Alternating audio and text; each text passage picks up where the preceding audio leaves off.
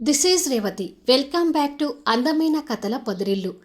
ప్రియమైన రాక్షసి episode number 68. ఒకరిని మించిన మరొకరైన ఆనంది శిరీషాల ఫస్ట్ మీటింగ్ ఎలా జరిగింది? కథలోకి వెళ్ళబోయే ముందు దయచేసి వీడియోకి ఒక లైక్ ఇవ్వండి, అలాగే హైప్ ఇచ్చి వీడియోని సపోర్ట్ చేయండి. ఇలాంటి ఇంట్రెస్టింగ్ స్టోరీస్ కోసం మన రెండు ఛానల్స్ని సబ్స్క్రైబ్ చేసుకోండి.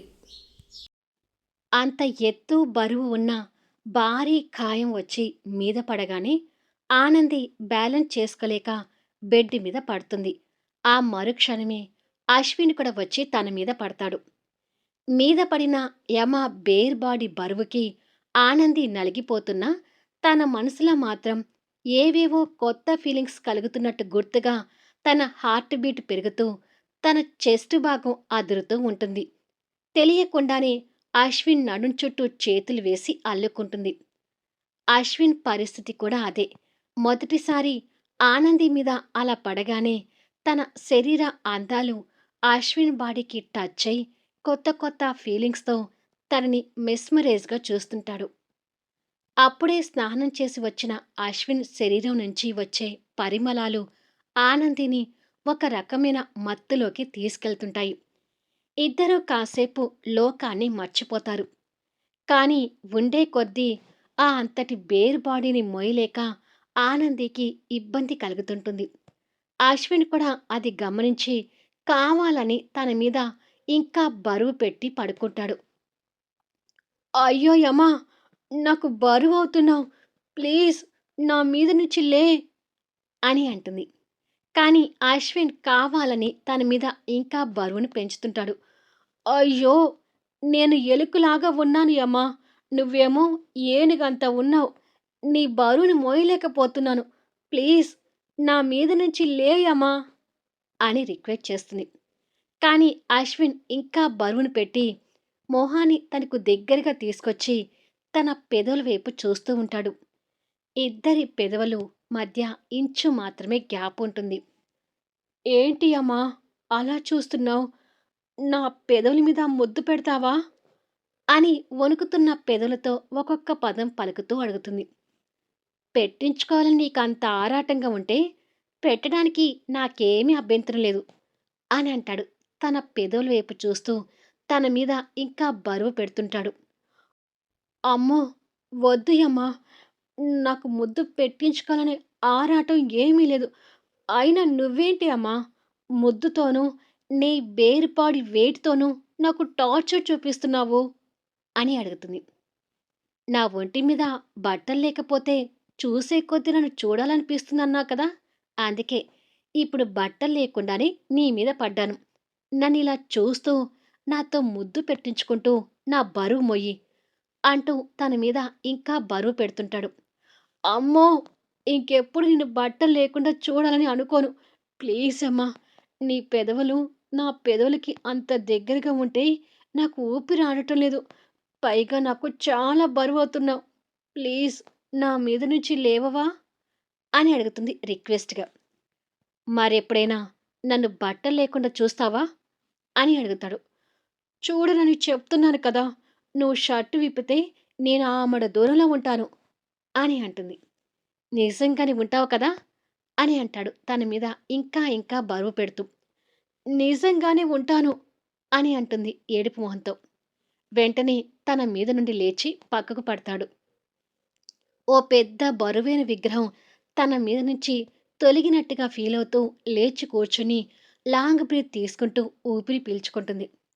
అలా తను రిలాక్స్ అవుతుందో లేదో అశ్విన్ మళ్ళీ వెంటనే తన్ని మీదికి గుంజుకొని చుట్టుకుంటాడు.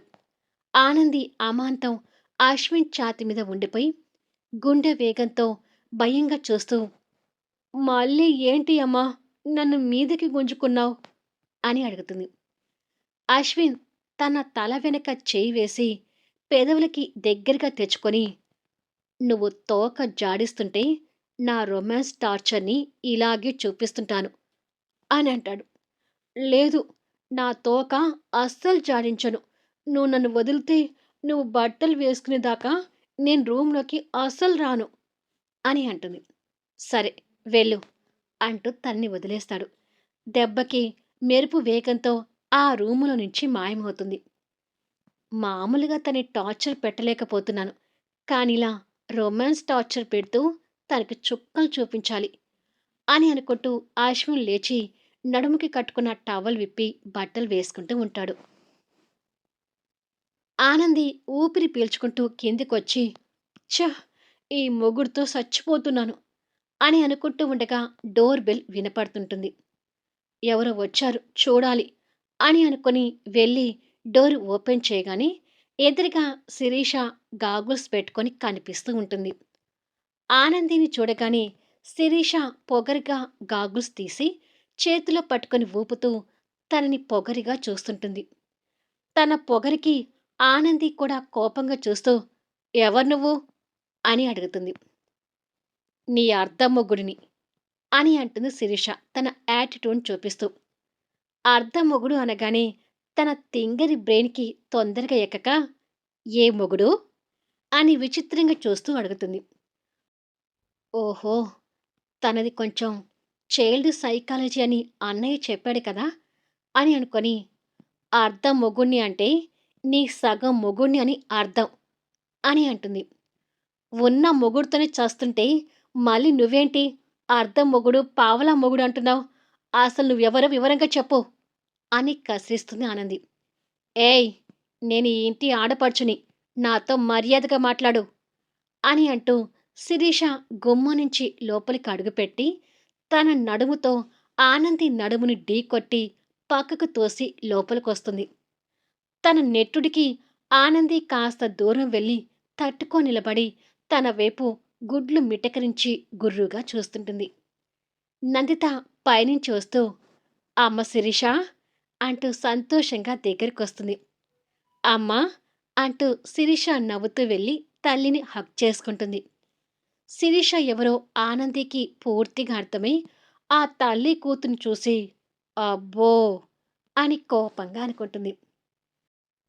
అశ్విన్ ఆఫీస్కి రెడీ అయి క్రాఫ్ సెట్ చేసుకుంటూ కింద నుంచి వినపడుతున్న మాటలు విని శిరీష మాటలు వినిపిస్తున్నాయేంటి అని అనుకుంటూ బయటికి వస్తుంటాడు.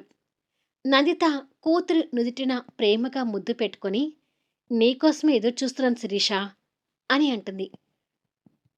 ఆ అమ్మ కూతుర్ని చూసి ఆనంది కోపంగా మూతి తిప్పుకుంటే అశ్విన్ రూమ్ నుంచి బయటకొచ్చి శిరీషను చూసి సర్ప్రైజ్ అవుతూ శిరీష అంటూ ఫాస్ట్గా కిందికి దిగి వస్తుంటాడు.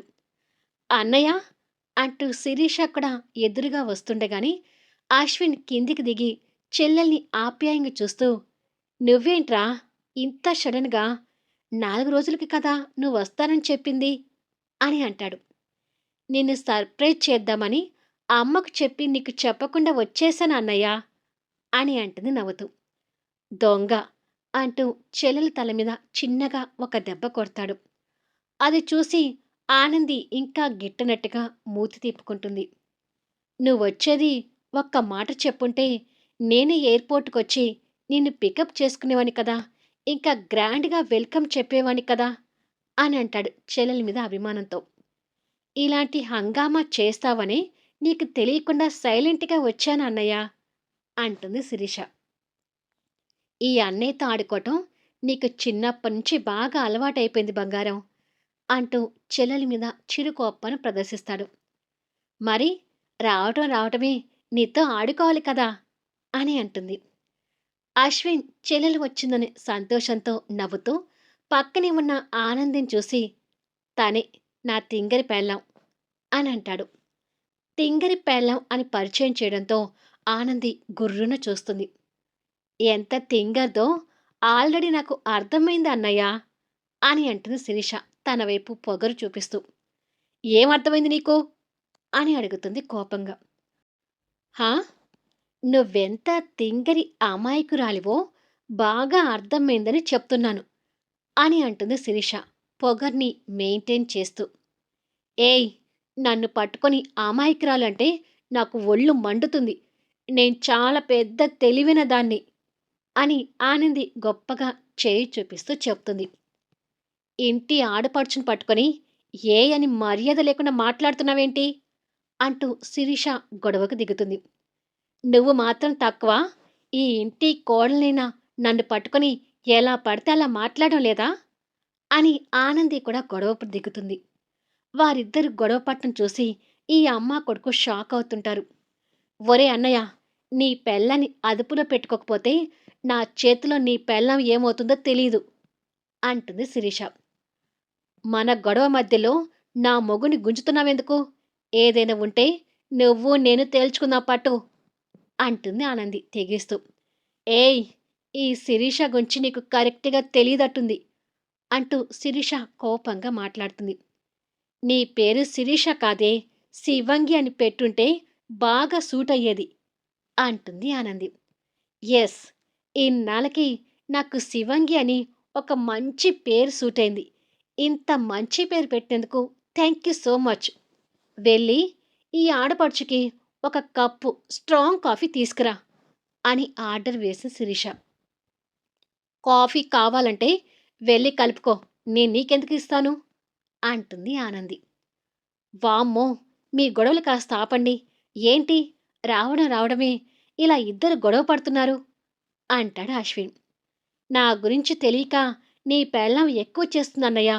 నువ్వేదో తనది చిన్నపిల్ల మనస్తత్వం అన్నావు కానీ తనను చూస్తుంటే నాకలా ఏమీ అనిపించడం లేదు అని అంటుంది శివంగి.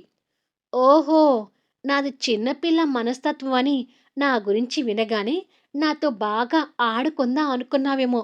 ఆ పప్పులు నా దగ్గర ఉడకవు అంటుంది ఆనంది. నీతో ఆడుకోవటానికే నేను ఇండియా వచ్చాను అని శివంగి కూడా ఏమాత్రం తగ్గకుండా పోటీ పడుతుంటుంది. అయితే ఆడుకోవటానికి నేను కూడా రెడీనే అని ఆనంది కూడా ఏమాత్రం తగ్గటం లేదు. ఏహే, ఆపండి, ఏదో చేపల మార్కెట్లో గొడవ పడుతున్నట్టుగా అలా ఇద్దరు గొడవ పడుతున్నారేంటి అంటూ నందిత ఇద్దరిని ఉద్దేశించి సీరియస్ అవుతుంది. దాంతో ఇద్దరు సైలెంట్ అవుతారు. మరి లేకపోతే ఏంటమ్మా, నీ కోడల్ని ఒక కప్పు కాఫీ తెమ్మంటే ఇంత రాదాంతం చేస్తుందేంటి అంటుంది శిరీష. నేను తీసుకొస్తున్నాను కదా అమ్మా అంటూ ముత్యాలు కాఫీ కప్పుతో అక్కడికొస్తుంది. తీసుకొచ్చింది కదా, బాగా తాగు అని ఆనంది కోపంగా చూస్తూ చెప్తుంది. నువ్వు చెప్పకపోయినా నేను నా కాఫీ తాగుతానులే అని శిరీష కాఫీ అందుకొని తాగుతుంటుంది. కానీ తన మీద ఆనంది మాట గెలవటం శిరీషకి నచ్చక, చెప్తా నీ సంగతి అని అనుకొని సగం కాఫీ తాగి ముత్యాలకిచ్చి, ఒరే అన్నయ్య, నీకు నేను ఎక్కువ, నీ పెళ్ళాం ఎక్కువ చెప్పు అని ఆనందిని ఓరగా చూస్తూ అడుగుతుంది. ఇప్పుడే కదా చెప్పాను, మళ్ళీ మొదలుపెట్టావా శిరీష అని అంటుంది నందిత. ప్లీజ్ అమ్మా, ఇదొక్కటే అని శిరీష రిక్వెస్ట్ చేసి, చెప్పన్నయ్యా, మా ఇద్దరిలో నీకు ఎవరంటే ఎక్కువ ఇష్టం అని అడుగుతుంది శిరీష.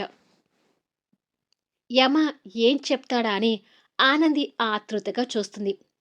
అశ్విన్ చిరునవ్వుతో శిరీష తల మీద చేయి పెట్టి నిమురుతూ, నీ తర్వాతే తను అని అంటాడు. అది వినగానే ఇటు శిరీష ముఖం వెలిగిపోతుంటే అక్కడ ఆనంది ముఖాన పేలాలు వేగుతుంటాయి. అది మా అన్నయ్య అంటే, థ్యాంక్ యూ సో మచ్ అన్నయ్య అని అంటుంది అశ్విని హక్ చేసుకుని ఆనంది వైపు చూసి పొగరుగా కన్ను కొడుతూ. తనని చూస్తుంటే ఆనందికి ఇంకా మండుతుంటుంది. అశ్విన్ చెల్లెల నుదుటి మీద ముద్దు పెట్టుకుని మాటలు చెప్తుంటాడు. శిరీష కూడా వాళ్ళ అన్నయ్యతో ఆనందాన్ని పంచుకుంటూ ఉంటుంది. వాళ్ళిద్దరిని చూసి నందిత నవ్వుతూనే మనసులో తెలియని బాధను అనుభవిస్తూ ఉంటుంది. అప్పటి వరకు కోపంగా ఉన్న ఆనంది కూడా ఆ అన్నాచెల్లిని చూసి సంతోషపడుతూ మరో పక్క చైతన్యతో తనకున్న జ్ఞాపకాల్ని గుర్తు తెచ్చుకుంటూ ఉంటుంది. వాళ్ళిద్దరూ అంత క్లోజ్గా మెలుగుతుంటే తనకి వాళ్ళ అన్నయ్య చైతన్యతో ఆడుతూ పాడుతూ మెలగటం గుర్తొస్తూ కళ్ళల్లో నీటి పొరలు కమ్ముతుంటాయి. వాళ్ళని అలా చూస్తూనే కన్నీటి పొరలతో అక్కడి నుంచి వెళ్ళిపోతుంటుంది. అశ్విన్ చెల్లెలతో మాట్లాడుతూనే ఆనంది బాధగా వెళ్ళటం మరో కంట గమనిస్తాడు. అదే సమయంలో ఇక్కడ చైతన్య స్పృహలోకి వచ్చి నెమ్మదిగా కళ్ళు తెరుస్తుంటాడు. కొన్ని సెకండ్స్కి కళ్ళు తెరవగానే అక్కడ జరిగిందంతా గుర్తొస్తూ ఒక అమ్మాయి చేత చెంపదెబ్బ తినటం గుర్తు తెచ్చుకొని ఉలిక్కి పడినట్టుగా టక్కున లేచి కూర్చుంటాడు. పక్కనే ఉన్న దమయంతి గారు, అమర్ కంగారు పడుతూ, "ఏమైంది చైతన్య? అలా ఉలికిపడ్డావేంటి?" అని అడుగుతారు. చైతన్య ఇంట్లో ఉండటం చూసి ఆశ్చర్యపోతూ, "అది మావయ్య, నేను ఇంట్లోకి ఎలా వచ్చాను?" అని అడుగుతాడు, నొప్పి పుడుతున్న నుదుటి గాయాన్ని పట్టుకుంటూ. తన కూతురు అనే విషయాన్ని బయట పెట్టకూడదనే ఉద్దేశంతో, "అది చైతన్య, ఒక అమ్మాయి నిన్ను తీసుకొచ్చి ఇక్కడ డ్రాప్ చేసింది" అని అంటాడు. "ఆ అమ్మాయా? ఎవరా అమ్మాయి?" అని అనుమానంగానే అడుగుతాడు. ఎవరు అనేది చెప్పడానికి అమర్, దమయంతి గారు తడబడుతూ ఇబ్బంది పడుతుంటారు. Blue colour jeans, cream colour టాప్‌తో హెయిర్ లీవ్ చేసుకుని ఫ్యాషన్‌గా ఉన్న అమ్మాయేనా? అని అడుగుతాడు. "హా! తనే" అని అమర్ తడబడుతూ చెప్తాడు. కూతుర్ని చూసిన సంతోషంలో అసలు ఏం జరిగిందో అమర్, దమయంతి గారు తెలుసుకోలేదు కాబట్టి, "అసలు ఏమైంది చైతన్య? నీ నుదుటికి దెబ్బ ఎలా తగిలింది?" అని అడిగాడు. "అంటే ఈ దెబ్బ ఎలా తగిలిందో ఆ అమ్మాయి మీకు చెప్పలేదా మావయ్య?" అని అడుగుతాడు. "అది చెప్పలేదురా. నీకు ట్రీట్మెంట్ చేసి తొందరగా వెళ్ళాలని చెప్పి వెళ్ళిపోయింది" అంటాడు అమర్. హమ్మయ్య! జరిగింది చెప్పకుండా నా పరువు కాపాడింది. లేదంటే ఒక అమ్మాయి చేత్తో చెంపదెబ్బ తిన్నానని తెలిసి ఉంటే మావయ్య వాళ్ళకి నా మొహం చూపించుకోలేకపోయేవాణ్ణి అని తనలో తను అనుకుంటాడు. "చెప్పరా, అసలు ఏమైంది? ఆ అమ్మాయి నీకెక్కడ కనిపించింది?"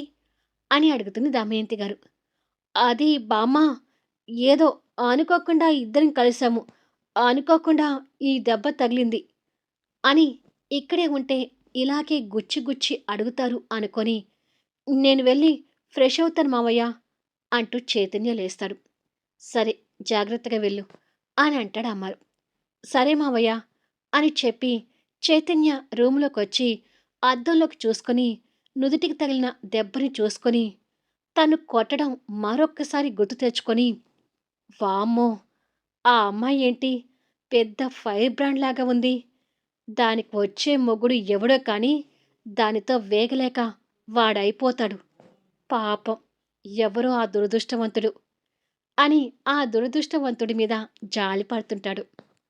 మళ్ళీ నెక్స్ట్ వీడియోలో కలుద్దాం. ఆనంది ఆడపడుచు వచ్చిందని చైతన్య తెలుసుకుంటాడా?